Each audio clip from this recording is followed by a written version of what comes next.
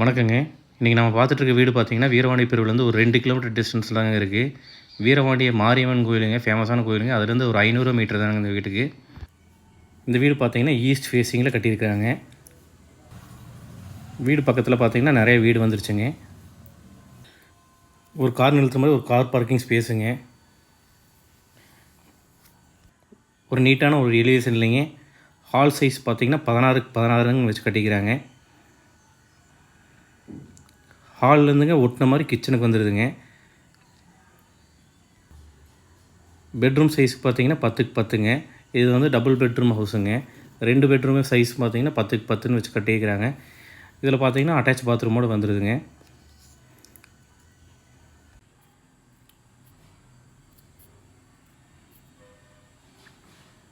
இந்த வீட்டுக்கு பார்த்திங்கன்னா தனியாக ஒரு போர் கனெக்ஷன் இருக்குதுங்க. நல்ல தண்ணி பைப் இருக்குதுங்க.